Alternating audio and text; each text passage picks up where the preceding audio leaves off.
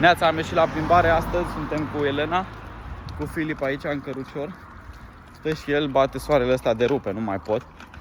E foarte cald afară, am zis că mergem până în piață să cumpărăm niște ouă de la țăran, că sunt mult mai bune decât la magazin. Este ora 9:53, este o dimineață foarte frumoasă de duminică și foarte liniștită zona asta unde ne plimbăm noi. Acum zic ceva, Elena. Ce să zic? Nu știu. Zici și tu.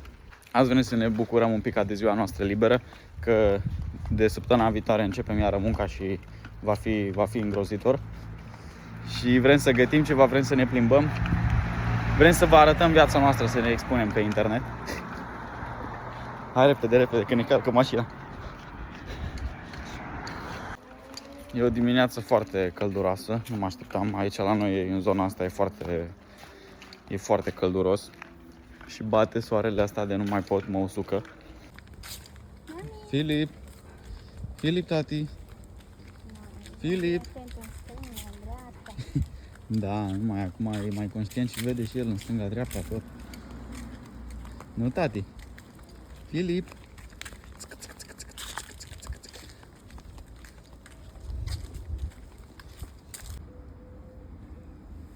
Da. Băi, tu întoarce-te, ți-e rușine? Ți-e rușine de cameră? Filip? Aveți ouă? Nu. Nu mai aveți ouă? Da. N-a dus noi pe căldura asta. Da. Dacă intrăm de săptămâna viitoare în hală, poate ar fi Mhm. Bine, mulțumim. Mulțumim. Din păcate n-am găsit ouă în piață, dar mai avem o piață, mergem și acolo să încercăm. Deci nu am găsit, nu mai erau.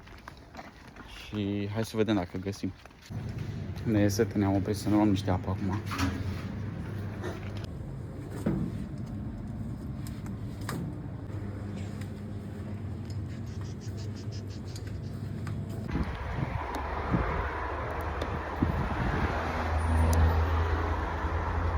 Angajăm vânzători presă.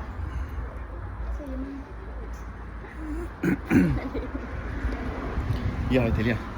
Tu ce faci acolo? Vrei să bei apă și tu? Hai de la mine. Îl ținem ca să bea și mami apă. Cred că e și lui să te avea și el să bea un pic de apă.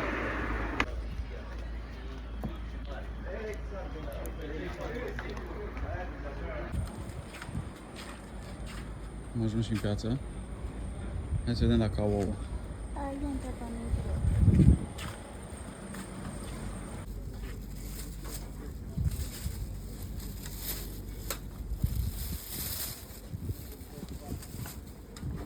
Sunt de România, nu de Turcia.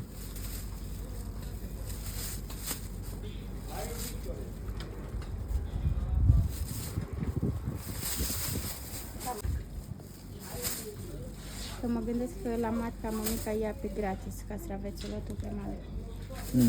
Dau bani. Și ăștia sunt proaspeți. Da, chiar arată bine. Sincer. Luați-vă din piață, fraților, că e mult mai sănătos. E mult mai proaspăt.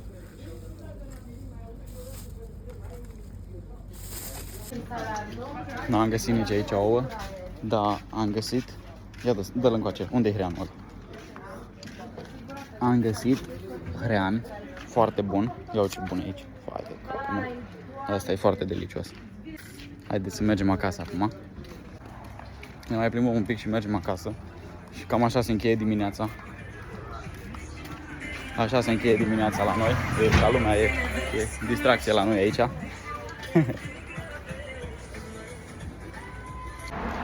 Da, trebuie să ajungem acasă. Filip trebuie să doarmă, trebuie să-și facă somnul de dimineață. Că încă e mic, are mai multe somnuri pe zi. Și trebuie să și-l facă asta, altfel dacă nu va fi foarte nervos.